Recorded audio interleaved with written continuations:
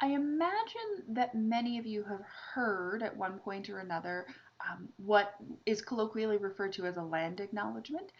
So this is when someone starts an event and says something like, "We acknowledge that the land on which the ground on which we stand is originally Treaty 6 territory, and the traditional meeting grounds of the Cree, the Blackfoot, the Saulteaux, the Sioux." That sort of conversation is a land acknowledgement. You've probably heard them before. What we're going to talk about right now is what that actually means. So we're going to talk today, a little bit anyway, about Canada's numbered treaty systems. So the numbered treaties are by far not the only treaties in Canada. There are other ones sort of primarily for the eastern and westernmost coasts of the province, and certainly through most of Quebec. But this is the numbered treaty system. And the reason that we're focused on the numbered treaty system is sort of twofold.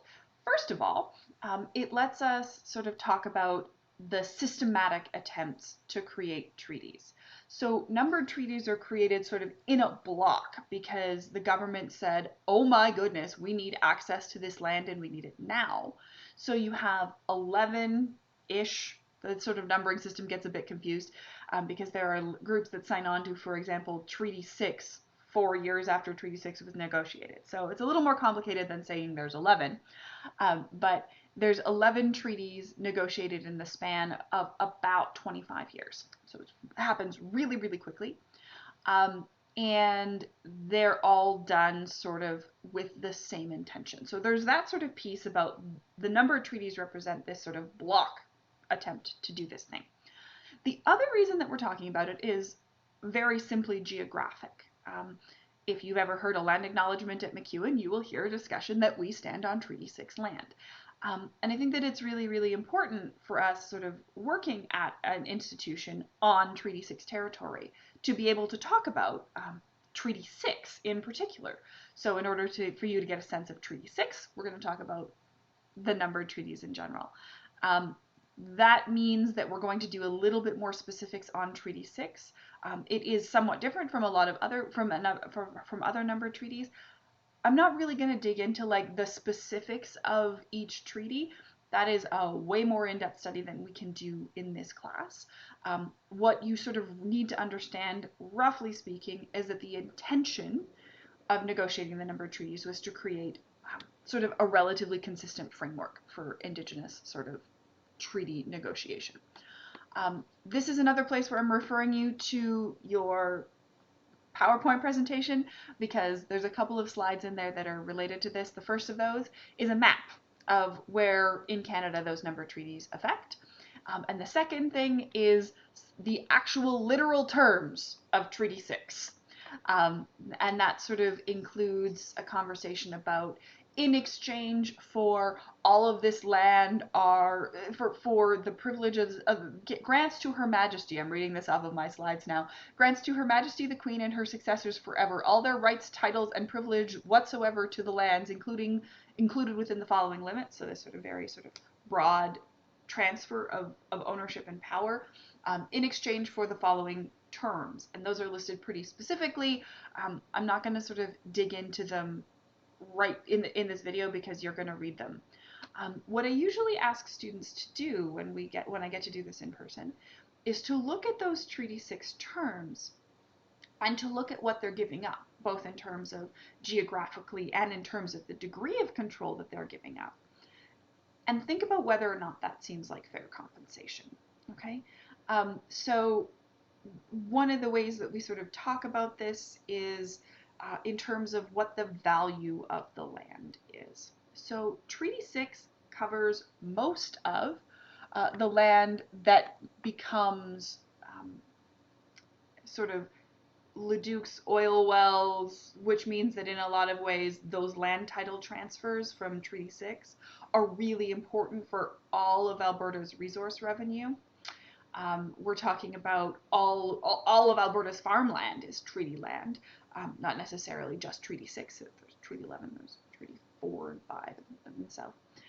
So that kind of conversation is also important. It's not necessarily that it's only Treaty 6, but when we talk about the value of the land that Indigenous groups sort of surrendered to the Crown, in the numbered treaties, we're talking about essentially the transfer of all of the natural resource wealth. So that means all of the forestry, all of the oil and gas, all of the mineral extraction, okay, all of the value of fresh water, all of the value of the farmland, right?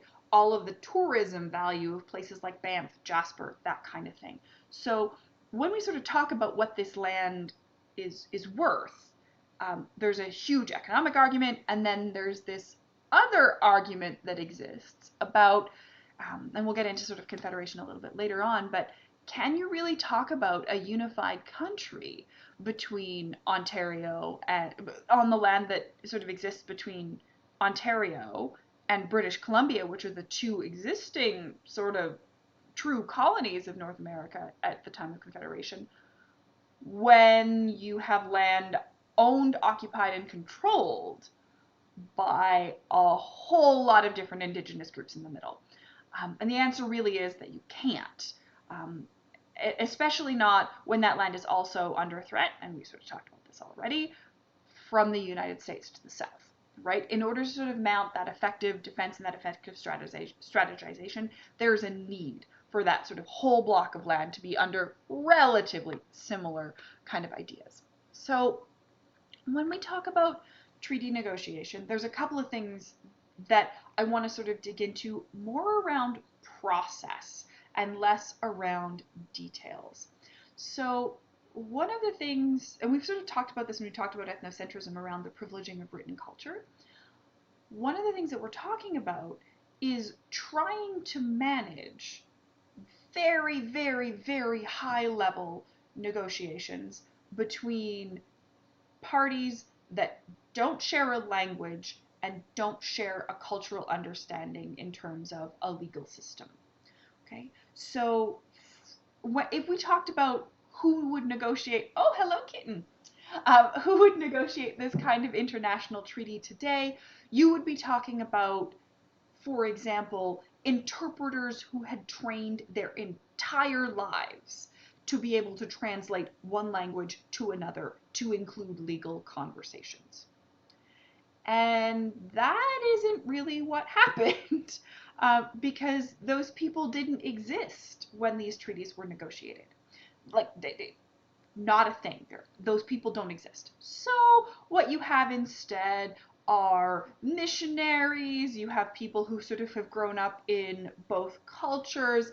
The Métis become really, really important in some of the numbered treaties to do that kind of negotiation, because from a status position, they essentially have one foot in the Indigenous world and one foot in the European world, and so many of them grew up speaking at least one Indigenous language and then Cree, and then French. Sorry, there we go. So that kind of piece is really, really important, that idea about who does the negotiation. And it's important to understand that for the most part, this is a process. The treaty negotiation process is something that is driven by the federal government, because Ottawa needs that land, right? We talked about the British North America Act earlier on, and when we talk about the British North America Act, one of the things that it says is that it's not allowed, as far as the country's laws are concerned, to settle on land that has not been ceded to the Crown by treaty. Which means if you want to issue homesteads for that land, you need a treaty. You need to have that concluded. The fact that that didn't really happen, whole other story, but for right now, we'll sort of talk about that sort of process. And it's important to understand that when we talk about differences in this sort of negotiation piece, it's not just about language. It's also about culture. So for example, just in terms of, like, we've talked a little bit about written and oral cultures. Most Indigenous groups in Canada function through oral cultures, and the British Crown is 100% a written culture for the most part. And that means that when the Crown negotiators came in, they were privileging the written text, because for them, all of the things that get said in discussions are kind of like willy-nilly. They don't matter all that much. You can say whatever you need. The thing that is definitive is the written text. Many Indigenous leaders came to treaty negotiations, first of all, because they were experiencing challenges in their way of life, whether we're talking about sort of the transmission of European diseases, or we're talking about collapse of hunting grounds, or we're talking about sort of other challenges in terms of health and the well-being of their communities. So in a lot of ways, Indigenous groups, very few of them, came to treaty negotiations from a position of strength. Generally speaking, what sort of happened is you had government negotiators, and you see it in their letters as they write back and forth about, we should negotiate with these people this summer because they've had 3 years of bad hunting and 3 years of famine, so they'll be willing to sign. And that's important because one of the government's goals in this sort of process was essentially to keep the purchase of that land at something that they considered to be affordable. So there's an attempt on the part of treaty negotiators, essentially, to minimize the amount that it was going to cost the government to provide these sorts of, to get access to these lands. They did that in a number of ways that we would probably consider pretty shady now, and the fact that, like, if you took a treaty like a legal contract negotiated this way to court, the court would be like, that contract is not enforceable. Because, for example, there was only one set of interpreters chosen, and those interpreters were, by and large, there are some exceptions. Treaty 6 has some Indigenous groups who brought their own translators, but for the most part, all of the interpretation was done by people chosen by the Crown. And since we're not talking about formally trained translators, and we're not talking about sort of a profession that has like a standard of ethics at this point in time anyway, one of the things that you find is that the government basically chose people who were pro-treaty to begin with. So you'll find, for example, examples of interpreters on Treaty 6 who were Indigenous people who had already established farms and already converted to Christianity.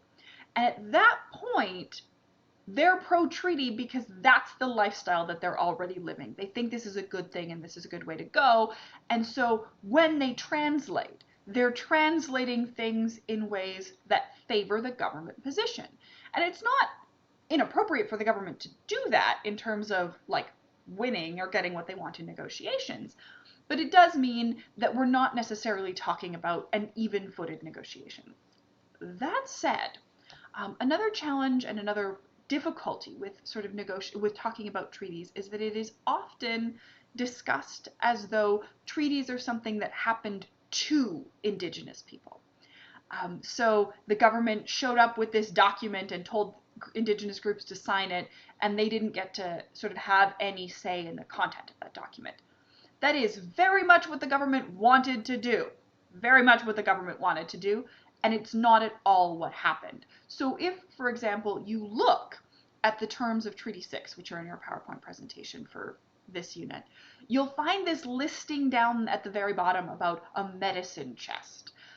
And this is sort of an example of something that Indigenous groups negotiated for really, really, really hard. They sent the terms of Treaty 6 back 3 or 4 times before they agreed to sign it because they were so concerned about having access to medicine. And until the government put in that medicine chest provision, they wouldn't sign it.